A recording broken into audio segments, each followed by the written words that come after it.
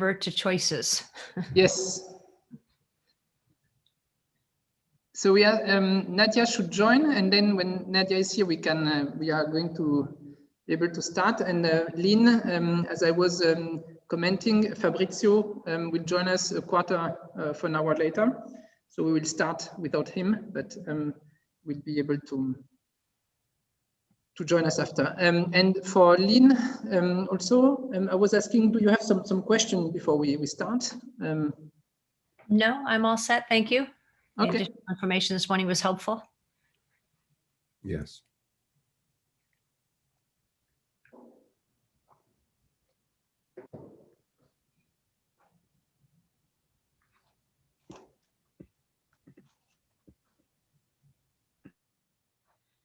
So we had first round with stakeholders, and we asked the same question, same set of questions as for you, and we will share with you the results. But I don't want to reveal too much because we want to have your views on that.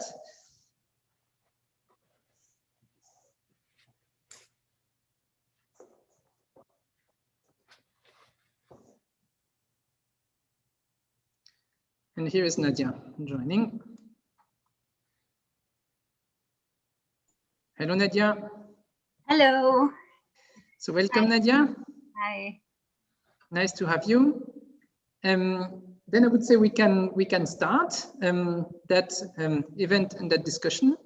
So welcome everyone who is also looking at that event on YouTube. So it is streamed.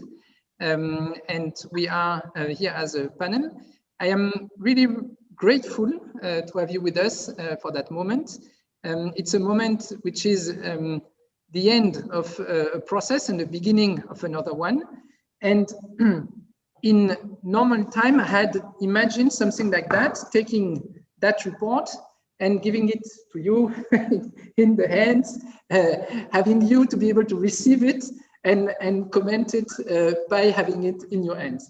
So of course, this is not possible, but that has also some advantages because it would probably have been quite difficult to join all of you in the same place with the agenda you have, the occupation and activities you have, and the role you play in our public life. So I think it's a very also an opportunity that we have to be online today and to talk together about the results of With the Internet. I'm not going to be very long. I'd like to ask you a series of questions which are going to be the same for all of you. And I am going to ask you one after another those 4 questions. And I would like to have your comments, your answers, and then we will have a round to finish after as a feedback. The first person I want to ask those questions are to Minister Annen. So hello, welcome in that round. Hello. So my questions to you is for you, what is surprising in those results and what stands out? Which are the results that stand out for you? Well, first of all, thank you all for being with us here in this virtual format. And I would have been more than happy to receive the report in person, but I guess we are all adapting to the, well, new or not so new technologies. It's really great to have that opportunity, and we are in the Federal Foreign Office. We are excited about that opportunity and also of the findings. I think what is surprising to see if you look at the results is the high degree of awareness among citizens from all over the world when it comes to the problem of disinformation. And quite frankly, that is something that also as a government, we have to deal on almost on a daily basis. And the tricky question will be, what is the right way to address that problem? So in a way, we feel encouraged by the high degree of awareness, but I believe also it's showing that citizens feel menaced by that development, also in their personal perception of information, how they are dealing with information that they are reaching, that they're receiving through the internet. And so, yes, in a way, I think I would have expected that it's going to be mentioned, that it's be part of the problem, but the high degree is somehow a little surprising. So don't get me wrong, at the one hand, it's, also a confirmation for us and a good feedback that we are working on the right issues. But it's also a little concerning to see that it's not only a government perspective. And I believe that's the value that your findings can bring to the table. And I stop here, but I hope that you got the point. And I'm sure it's going to be on the agenda for the civil society, for governments, but also, of course, for the private sector for a long time. Okay, thank you very much. And on the other side, what for you is something where you were thinking, okay, they could have go further. Citizens could have said us something more impressive, more shocking. What is the kind of results that was for you not really a surprise? Well, look, in a way, it's the same topic, but that citizens are not only concerned about the situation, but that I believe you can see that in the findings, that they are demanding action. They are demanding action and results from us. And as usual, and I'm not complaining about that fact, so don't get me wrong. But if people are angry or irritated or not satisfied with the situation, they're looking at their governments to solve problems. And that's the way it should be. But it's more complicated. And that's also part of the discussion that we need to have. So I believe, it's not surprising that people expect from the stakeholders, and I believe we have a good round of representatives of the stakeholders here, that something needs to be done. So that voice from the people that you talk to, I think is an important voice. And this meeting here is a great opportunity to talk about just that. But it cannot be sufficient. So, and also for the legitimacy of governments, but also for what lies ahead of us in terms of managing the cyberspace and talking about regulation and balancing the difficult process between, freedom of speech and very professional campaigns sometimes to divert attention and to spread disinformation. That is something that I expected to be mentioned, and it has been mentioned. Thank you very much. Then I'd like, before I will change a bit. I would like to ask the last question at the end to all of you, and start with the first three ones. So we have first the comment on the results, and then we have the next steps. So I'm sorry to change that, but then I would like to go to Nadia. Nadia, for you, what was the most surprising result and the less surprising result?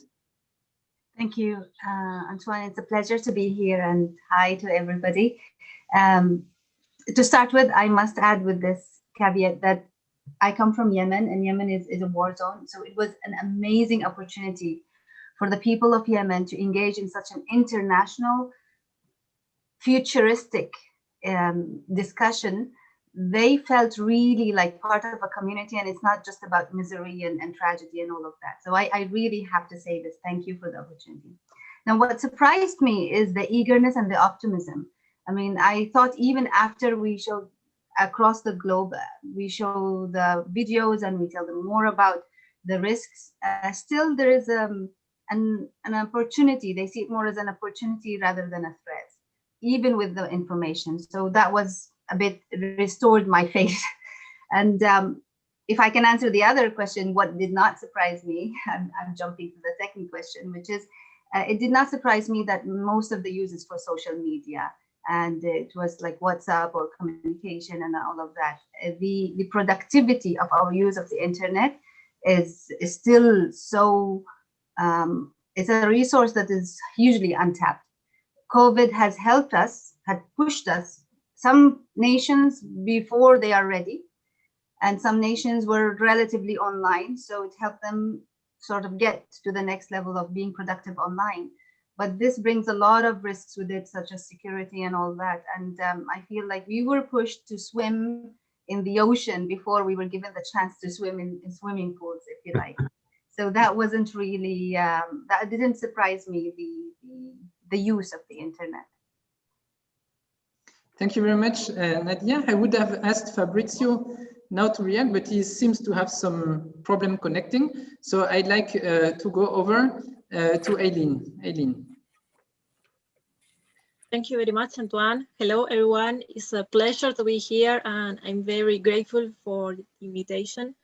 So regarding the first question, which was the surprising aspect? Actually, I have two in mind. So for starts, it was very surprising that civil society appeared in third place after research and technical community in terms of how citizens were confident on the role of internet.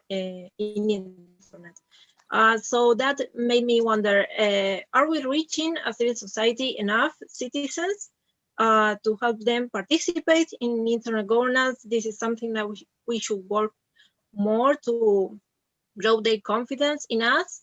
Maybe we should make civil societies, more popular or more trendy, maybe spreading the word about our work. That's something that came up into my mind. And about the second aspect that I found interesting was that citizens expressed that they would share less data, with the exception of the pandemic. So they thought that in this way, this is a goal that is related to public good. So it would be good, sorry for repeating the same word, to share this information with governments in order to prevent the spreading of the illness. So in this way, we can see that citizens feel that they are contributing to this aspect. So this gives us a feeling that we are part of a broad global community. That's the surprising aspect.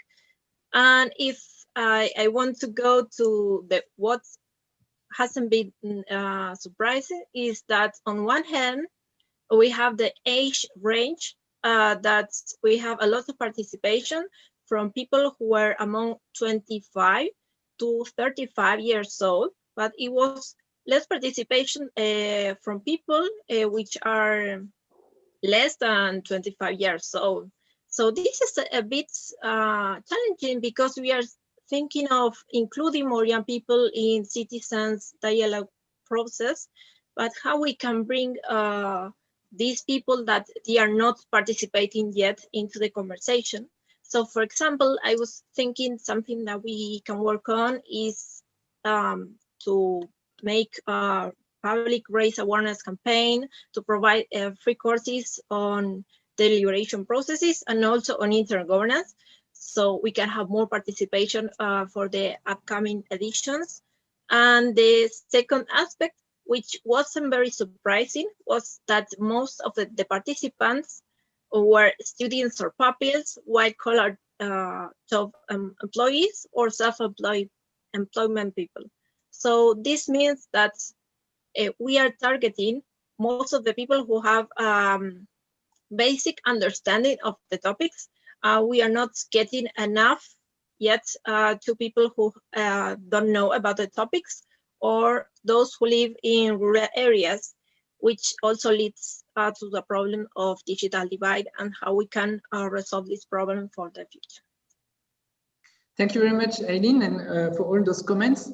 I think on the age, I was also a bit surprised on the other side, because normally in deliberative processes, you also have another representation of people that are pensioned and have time for that. So I was really happy in a way for me that we had so many young people. So it's a perspective we have on that. Thank you very much, Eileen. I am happy also to welcome Fabrizio Horchins. Hello, Fabrizio. Can you hear us? I hear you loud and clear. How do you hear me? Yes. So Fabrizio, we were in the first round, so thank you for being with us, and thank you for joining this round. I was asking our panelists the two first questions, being what was for you the most surprising results, the thing you wouldn't have expected, and what is the results where you thought, okay, that I would have expected, that's something I knew.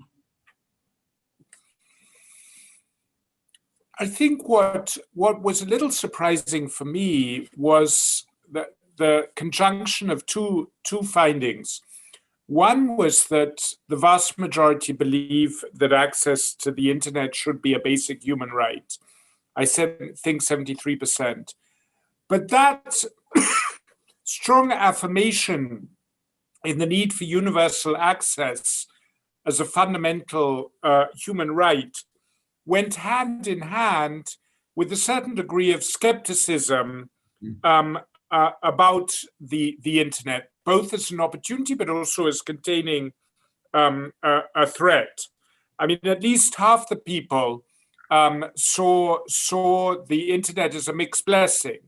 So I think if you put those findings together, the fact that half the people see it as something that has opportunity, but also threats, but still, despite that skepticism, there's a very large majority who see it as something that is a fundamental human right. I think that shows that people have understood whether for good or for bad, this is an essential tool. Everybody needs access to it if they're not to be left behind. So I thought that was that showed a great maturity of insight, which I thought was very encouraging. What I found not surprising, but I did find it worrying, is that a minority see the internet as a safe space. They see many positive sides in it. They see it as a tool for great good, but 70%, I think, don't perceive it as safe. That's a very high proportion. So those I think are some of the findings that really struck me. Thank you very much, Fabrizio. And indeed, on the question of the mixed blessing, it's something that we see through the results.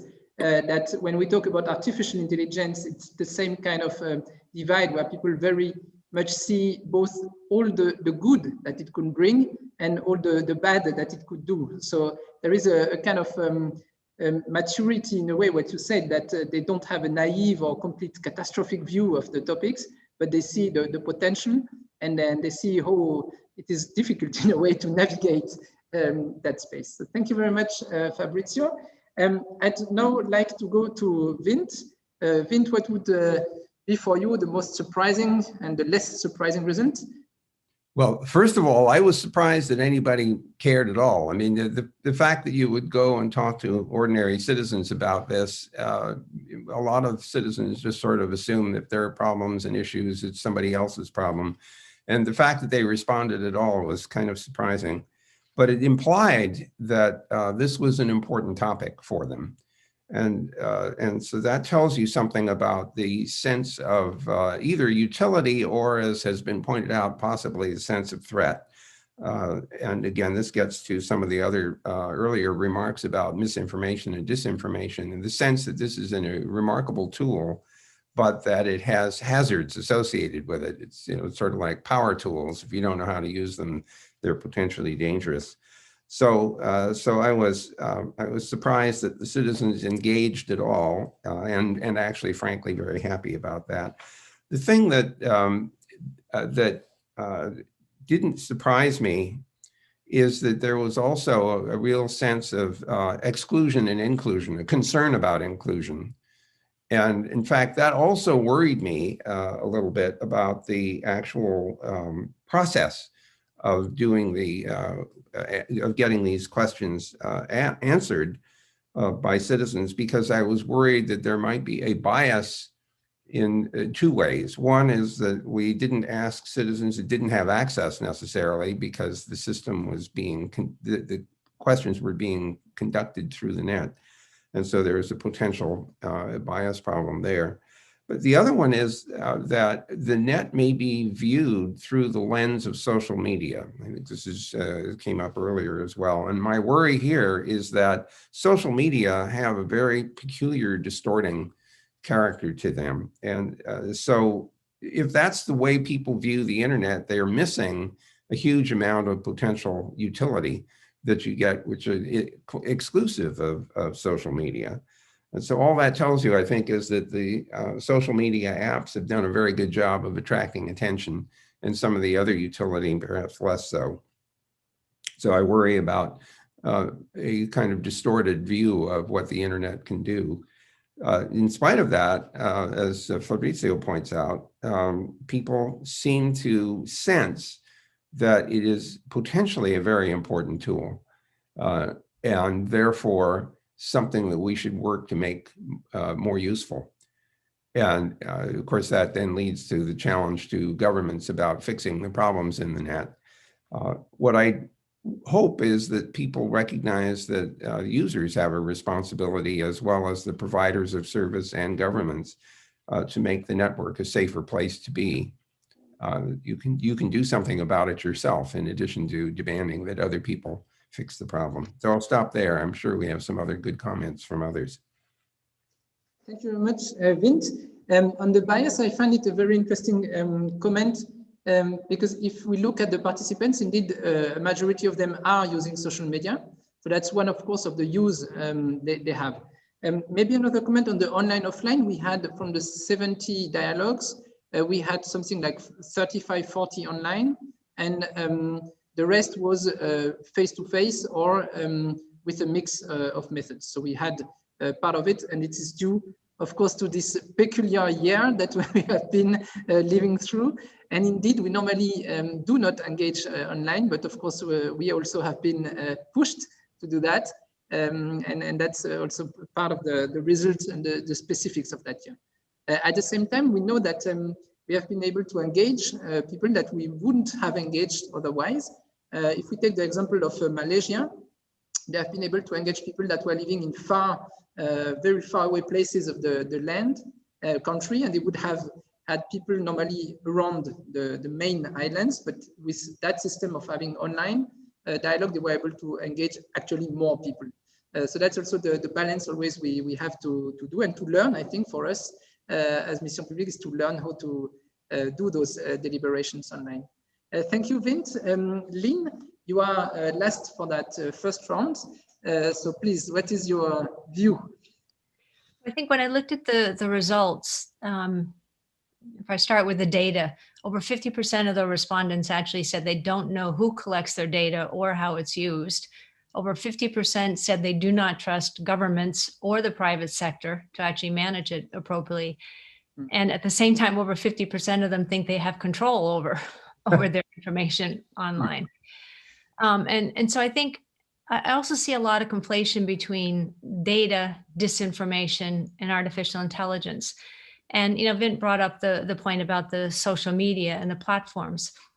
And I think we need to start to break a lot of these discussions out very carefully and very thoughtfully, so we understand whether or not they're responding in the context of primarily social media platforms, because that raises a whole different set of questions about data and data use and artificial intelligence and algorithms.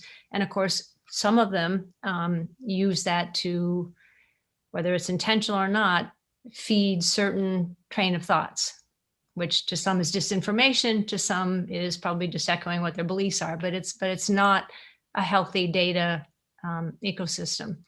So when I was looking through the report, and I need to spend more time looking through it, what struck me was that, in fact, and I've said this all the time, I mean, the issues we see in front of us in internet I always say first is primarily the problems of society, and it's a reflection of society. It's not particularly the tool, and often not even the apps or the medium.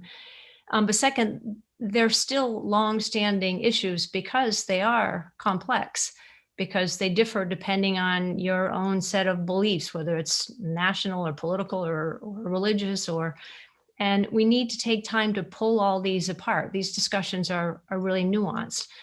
I also always insist, and have for a long time through my work with the Internet Society, trying to get voices into these discussions. We used to have some pretty rudimentary tools, which were just surveys. Now we actually have the ability to actually engage much more deeply, repeatedly, sharing information. And I think we need to find a way to take advantage of that in all of our internet governance processes, but also at all levels of our policy making processes. The tools exist now. We really need to find a way to take more advantage of them. So in terms of what wasn't surprising, the reverse of that is citizens' desire to be included. I mean, I think as a kind of fundamental human need, people want to be asked what works for them, what would they like to see, how can they help, and particularly now with all the tools and all the transparency and all the visibility and the ease of sharing information, the ease of accessing information for those that have access. Again, almost 50% still do not have appropriate access. It really has raised expectations that they will be much more deeply engaged. So, you know, that's not surprising to me, and it certainly is one of the things I'd like to see us spending more time on. And I think I talked a little bit about your third question as well in terms of the data disinformation and AI, because I think we really need to figure out where they rightfully should be integrated and where they need to be deconflated, if that's even a word, and addressed, you know, thoughtfully, individually. Mm-hmm. Okay, thank you. I see, Vint, you wanted to react on that. So I wanted to try something, and you're, as the moderator, you're free to tell me that you don't want to do this. I'm actually curious about the cohort that here we are, a group of heavy users. And I'm curious to know among us, which applications occupy most of our time. And to the extent you allow this conversation to go, I will admit I spend most of my time on email, and the other part is going on to Google to search for stuff, because whenever I write anything, I get about half a sentence into it, and then I need a fact that I can't remember. So those are the two things I spend the most time on. I don't spend any time at all on the social media. And so I'm curious about the rest of the people who are participating in this conference call. So let's see who is reading a lot of mails in the round. Okay, and who is searching a lot of topics online. But then I would add a third one, Vint, who is having half of his life or her life on Zoom or comparable platforms at the moment. Yes, also yes, true. Yes. That's I think the third. Can I add a clarification on that? Not on Zoom, but like on the use. It depends on what we're doing, on what the project is in hand. For example, the last 3 days I've been on Twitter like mad, and this is unlikely for my daily processes, because I am leading a campaign on Twitter, a political campaign to stop the government from having an all-male government. So it's like, this is the project of the moment, and that's the tool that we need. Usually I'm not that, and so on. So if I just have to look at the internet and say, what tool helps me to achieve the certain project, and I go for that. So it's not one answer. So, but it suggests to me, Antoine, that as we do more of these polls and things, that we should ask about the application space. And I don't remember how much we asked about which tools on the internet are you using the most, but depending on what so we did it at the beginning, and that's the result. It's on page 16. And indeed, we had a very high number of people using the social media, so 80% using them daily. And if we, for example, asked people buying or selling items on e-commerce platforms, this was very much lower. And in between, you had accessing information, for example, which was in between. Indeed, so last year, as we had the pilots, and we did one of the pilots in a refugee camp in Pakistan, we were able to have more than half of the group which was not online, so people not being online. And of course, it's our aim and our ambition to have that. But this year it was particularly tough to do that due to the context. So I admit that we have more people online that we would have liked to have, but it was heavily due to the context for this year. So indeed, we have to look the results also with that COVID view on it and that bias it gave us. Before we go to the next set of questions, some reactions from another, but you have heard on the results. Maybe you want to also to comment on another results that took your attention, kept your attention. Mr. Annen? So the thing that Nadia said, the optimism, I thought was very interesting, because I gathered from that people recognize the potential that internet-based applications have, even if they are not yet at the point where people are comfortable and feel safe or feel confident with the information that they're getting. I think they recognize that the mechanisms are very powerful. And now the demand now is to make them more effective than they are today. And of course, the hard part is figuring out how to do that. Thank you, Vint. Mr. Annen. No, well, I mean, I think it's very important that we keep in mind that that there's still a significant part that has no regular access to those tools. For me, as a policymaker, that has far-reaching consequences. And I believe, you know, we are dealing with a younger generation in the developed countries, a generation that grew up with those instruments and that has a hard time to imagine life and communication without the internet, social media, and some of the platforms that we are maybe going to address also in our discussion. But we should not, you know, as Vint said, that that some of the social media applications have the tendency to, you know, create a lot of attention and also a certain dynamic. That if we look at this on a global scale, it's not everyone's daily experience. And that's sometimes a reminder, especially for the citizens in Europe and the United States and other developed parts of the planet. Thank you very much. From the side of Eileen, Nadia, you want to comment on that first round? Okay, I can comment, yes, on the other results. So I found one that wasn't a surprise at all, that says that citizens in Latin America have lower trust in governments and tend to have more exacerbated opinions. I think this is very keen, very on point, I mean, on our culture in Latin America, because our democracies are young, among 30, 40 years, more or less. So in that way, well, we have very strong opinions, I would say. So it's, I'm not sure if it's the same experience in other regions, but at least here is something that we generally see at every topic that we discuss. Eileen, on that, I can't prevent from commenting, because this is the kind of results for me that are the proof that our system is working. When you get that kind of stereotypes coming out, and you can say, okay, this is something. The other thing with Latin America, you have seen that, is that when you are happy, you are more happy, and when you are depressed, you are more depressed. And that's something I experienced. I had the chance to live a year in Argentina, and indeed that was also my feeling of the people there. So for me, it was also a kind of proof of good data quality. But indeed, you see that strongly, that the trust is lower there and than anywhere else there.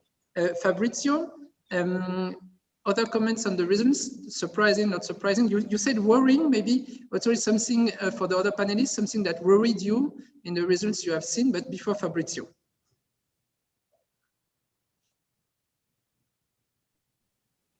I guess I think, you know, there's a high level of optimism in the internet, and there's a high level of recognition of its areas of the greatest potential, and I would say existing areas of application, which unsurprisingly is in scientific research, business, and entertainment. Those are the three that stand out.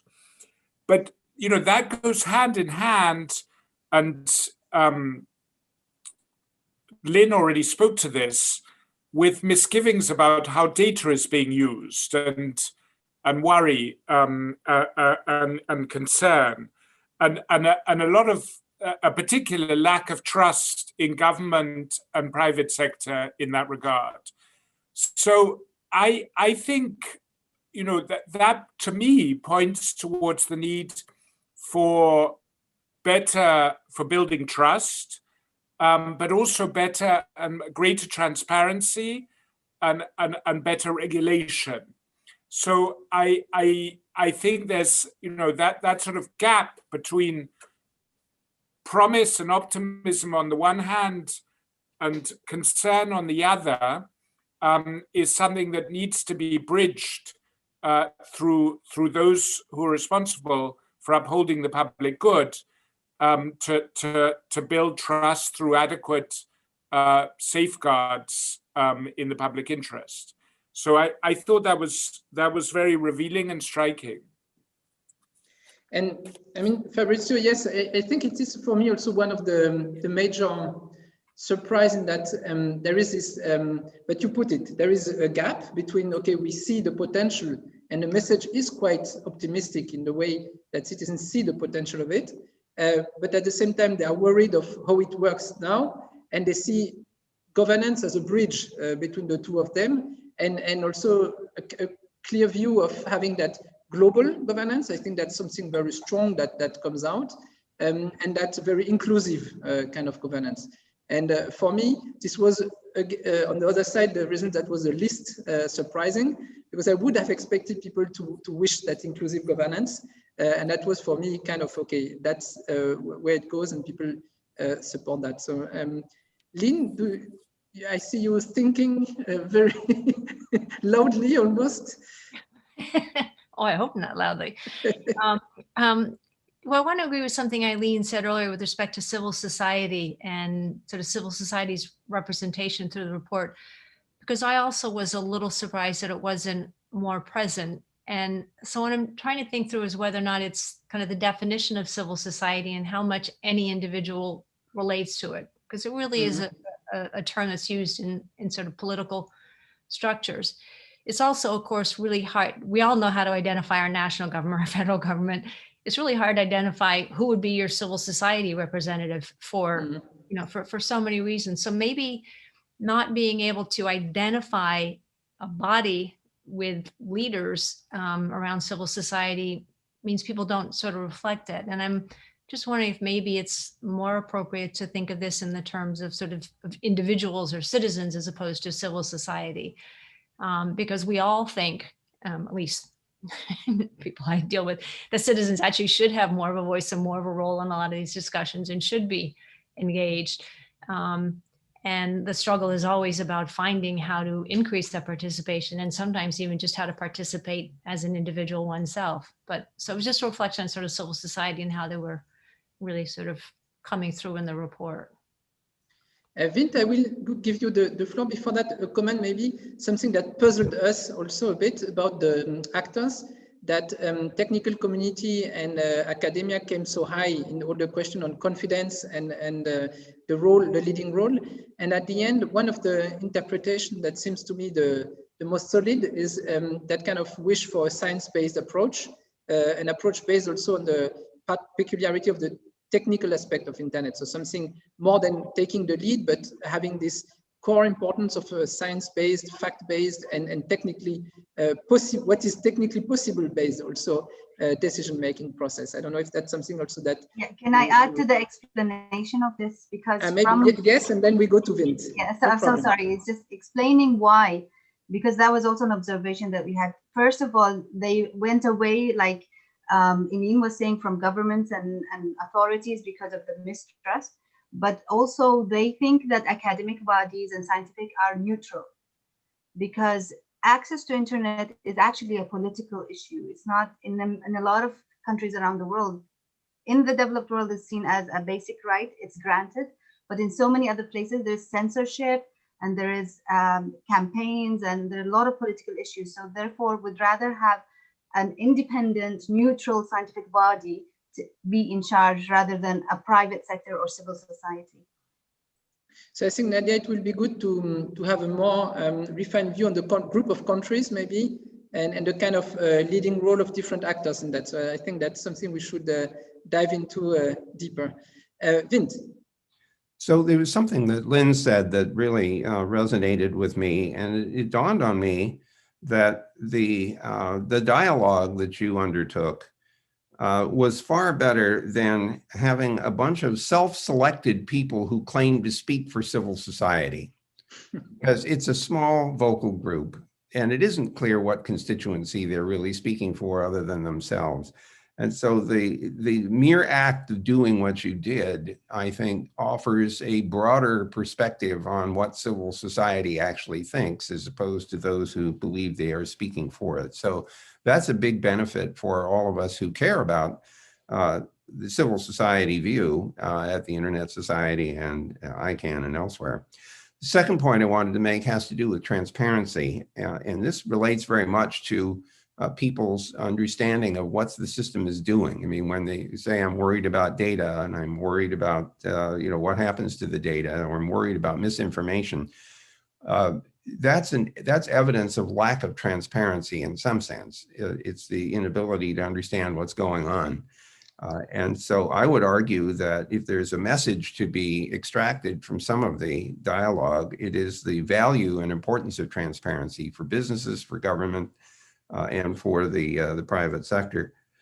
And finally, the tension that underlies almost everything that we've talked about is the tension between freedom of action and safety and security.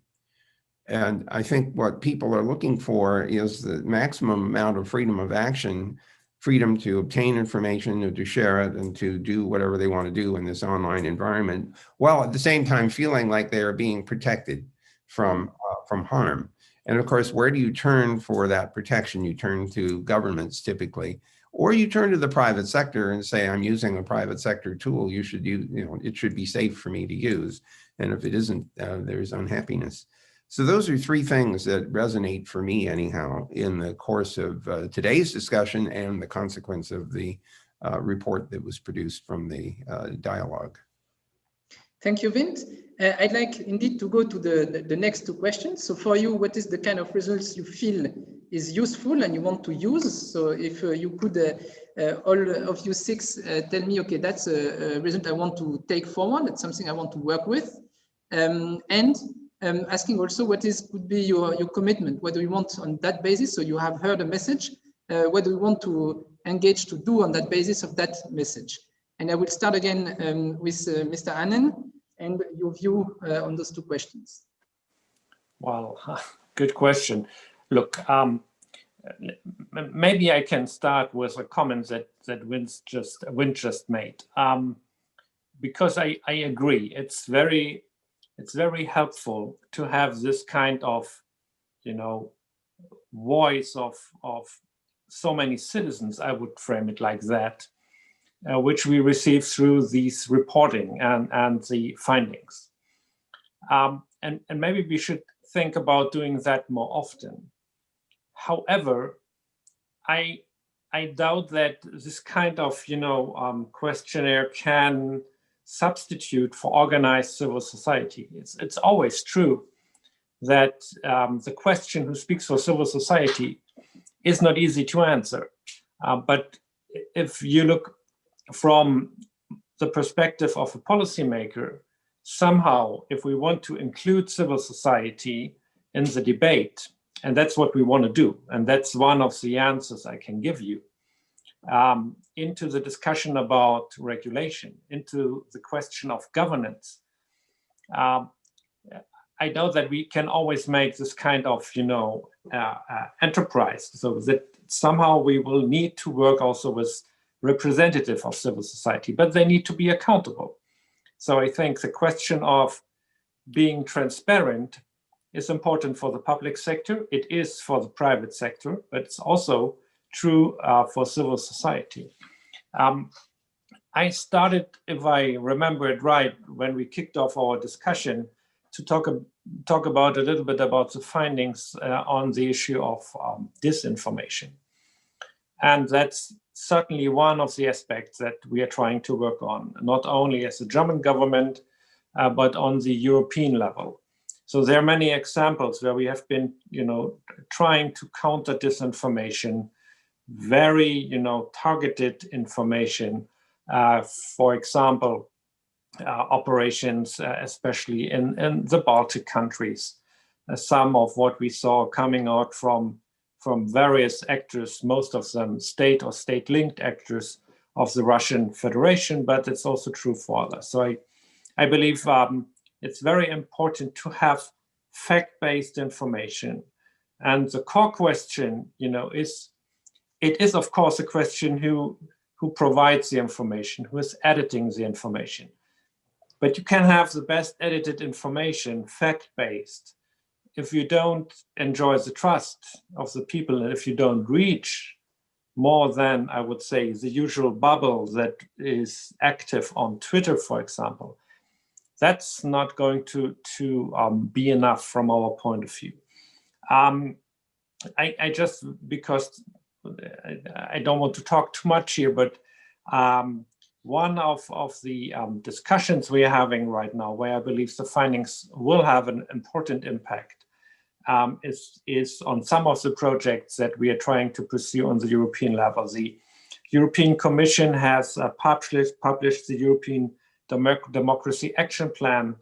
I believe we are going to have also a discussion about regulations. I mean, if I look at the spread of misinformation, of hate speech, of creating a toxic environment, just talking about the ongoing pandemic on platforms like Facebook and others. So we are going to have a very political debate about the responsibility and of private companies, but also the responsibilities of policy bodies and government regulations. And it will not be sufficient, I mean, to have that discussion between the private companies and the regulators. So that's where I believe you have been pointing to a couple of very relevant points that will dominate a discussion on the international level. And we are seeing some of that already happening. Some of the initiatives in the United States currently, I think, especially looking at the power that a company like Facebook accumulated. We have a debate in my country about some of the, of the spread of misinformation, COVID related, but also other parts. So yeah, I do think that it comes at the right time. And I also don't want to, reduce the debate on the two aspects that I just mentioned, but making a contribution, to a fact-based information and that policy discussion, including most, if not all, the stakeholders. That's what we envision, and where I believe that can be very helpful. Thank you very much. A short reaction on that about the European Democracy Action Plan. I heard the presentation of it last week. It came out last week, and that's very interesting to see that one of the three pillars is fighting against disinformation, also with the help of deliberative democracy. So I think that's a very interesting connection that we are also trying to do, and we see the results that people see education as something very powerful against disinformation. So I was very also surprised, but knowing that the Democracy Action Plan at the European level had that that priority. Thank you very much. I would like, so Nadia, you're next on the second set of questions. Yes, thank you. That is the same thing for me. It's misinformation, disinformation, and the role of education. Because from the results, the citizens have said that they do not trust regulations or a regulatory body to tell them what's fake or what's not fake because of the different circumstances. But then it means that we have thrown the ball back to the citizens' court. And like Vint was saying before, it becomes the user's responsibility to try and make a better judgment of the information they're using. And what I found was also interesting is that the citizens did not really know how much they contributed to the misinformation, disinformation culture, forwarding tweets or resending information without thinking twice. But now I think we are encouraged that they think education and media literacy basically is a tool that we should use from this report and start creating discussions and projects around it instead of waiting for regulations or authorities and so on. So that's in part of what I could use or I recommend to use. In terms of the commitment, basically what we're saying is that we have to have more dialogues and we have to have more discussions, linking the local with the global. Because it's not it's not only one body's business, and trying to think out of the box for solutions, especially for countries where internet is not affordable, in conflict zones where access to internet, so there is no infrastructure. So how do you think around that situation? So creating a dialogue away from the utopian model, more into the difficulties in situations. So that's my commitment, is to voice the citizens more and steer the dialogue towards those who do not have. Thank you very much, Nadia. Fabrizio, I'd like to have your comments and answers on that. But first you have to mute yourself.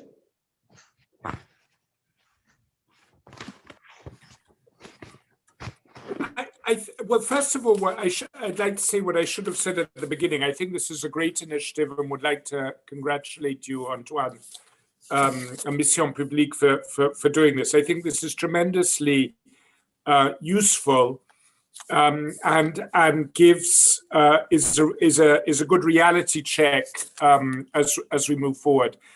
No, I think the overall call, which you've also caught well in the recommendations, for better governance, but governance driven by a multi-stakeholder and especially with strong representation of civil society, is particularly important, and also governance with a strong international element. And I think in terms of how we will use this, I mean, we will, as in everything we're doing, we are trying very much to align ourselves with what people expect of the United Nations and what people want the internet to become. And in that sense, this is tremendously useful. But there's, it does make note of high confidence in the UN as a platform for further debate and for advancing appropriate governance, and we will do our utmost to live up to that confidence that is reflected here. Thank you, Fabrizio. Thank you very much. For you, maybe for the roadmap you are working on, is this something? How do you see the relation to your work for 2021? Well, I think this aligns very closely with the direction taken by the roadmap, which I don't think is such a strange coincidence, because the high-level panel, which we're very lucky to have Vint on, worked on the basis of extensive consultation with different groups. The roadmap was put together on the basis of the report, that the high-level panel report, but also on the basis of extensive consultation. It wasn't the same format as consultation that you followed, but there was much of the same sentiment between tremendous promise, but promise that needs greater steerage to fully realize, and a certain level of unanticipated threats and misuse that also needs better curtailment. And I think underlining all is this notion that governance in the digital era cannot be the same as governance in the pre-digital era. It needs to be much more decentralized, much more multi-stakeholder, but it also needs to be as agile, as innovative, and as, in some cases, as fast as the technology itself, because now it's being left a little bit behind. And that's where we have this deficit that causes the concern amidst the promise that was very evident here. Thank you very much, Fabrizio. You all told me protocol was not the main problems here, so I would like to shuffle again the speakers. I'd like to have Lynn, you were last in the first round, and then Vint, and then Aileen to conclude our discussion. So Lynn. Thank you, Antoine. Just a couple of quick reflections trying to combine the third and the fourth question. Disinformation was a better way to phrase the problem than fake news, but I think we need to continue to break disinformation apart. There are real misstatements or inaccurate facts or lies in some cases. There's also efforts by a number of platforms which tend to silo people into specific positions or viewpoints or trains of thoughts, which leads to, I think, misinformation in that they're only seeing one particular funnel. So it's just one thing I want to go away and think about, because I think we do a disservice if we just lump it all together. Another, I've been trying to figure out how to have a little bit more impact, and obviously I'll continue with the internet governance activities and getting citizens' voices and inclusive processes. But I think we're missing the mark on education. And I don't know if there's room somewhere within the IGF Plus or the United Nations or this effort to really focus on education. And I think we need to start young. And I think the education would cover things such as civics. It ought to cover social responsibility, critical thought process, clearly an understanding of how technology works and impacts our lives, and what citizens should be thoughtful of when they engage in their online activities. And there are various efforts around the world starting. I even have an occasion personally to watch some PBS Kids channels, and they're actually teaching in some of those programs kids about social responsibility and how their online behavior can differ from offline behavior and why that shouldn't be. And so I think in terms of the question on, what else can we do? I'd really like to think about whether or not there's a way to do something really concrete around education, and maybe that's a call to education ministers around the world or something to really take a hard look at some critical components. I'll stop there because I know we're a little tight for time, but also really want to recognize the tremendous work of you and your team. It's just fantastic, and I can't wait to have the time to look through the report in a little more detail. Yeah, thank you very much, Lynn. On the education part, I think that was for me one of the surprising results, that people also put that as not only the emergency, but also the most impactful and useful. And that I would have expected, okay, education is important, but maybe there are more urgent things. And no, they were really putting that also at the urgency. Thank you. So Vint, your thoughts on the two questions? So given that we have only a little time left, I'm going to try to lump a bunch of things together. And the thing which resonated with me in this discussion more than anything is the loss of trust that people have in the information that they get and in the institutions that they are relying on. And it seems to me that on top of everything, the ability to regain trust of citizens in our institutions and the systems that they use is essential. Otherwise, we are not going to succeed in making this technology as useful as it could be. This leads me to conclude that we need to understand the sociology and psychology of people. We need to understand what causes them to coalesce around groups. We need to understand the notion of belonging and how belonging will influence the information that we accept and reject, regardless of its factual basis. And so I become more, as a technologist, I become more and more concerned that we need to understand psychology, anthropology, and psychology to assess what to do about these powerful tools that we've created. Thank you very much for this opening, Vint. I think it's critical to have that discussion. Thank you very much. Aileen, you're last on that round. Thank you very much. I will try to be very brief. So following what we have discussing today, so we have, first of all, getting access to internet to the unconnected, because if we can bring those unconnected people, we can then bring them digital literacy so they can have more tools to participate. And in third place, to have these decision-making mechanisms as we have with the citizens dialogue, that I hope that this can be implemented in other areas of policy making in our countries. Also, I would like to mention, as Lynn was mentioning, so this is important to be also added into the IGFs, the national and also the youth IGFs, to bring these digital literacy tools to people so they can participate. Otherwise, it's a discussion with few people. So the idea is bring more people so we can have more voices discussing at our national, regional levels. My commitment goes to work more closely in my country with other stakeholders to amplify more voices of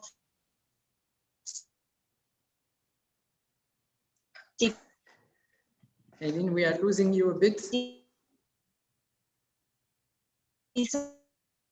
That looks like what's called in policy making in topics. No. Oh. Okay, no, it's back. Okay, yeah, my connectivity is a little bad. Sorry about that. So my commitment goes to working closely in my country with other stakeholders in order to amplify more voices for citizens in topics related to internet. Since I come from a youth organization, specifically, we are very interested to discuss this with the local government in Argentina, and also as part of the Youth Coalition on Internet Governance, to create more spaces within our dynamic coalition to discuss this topic in more detail. So thank you very much. Thank you very much.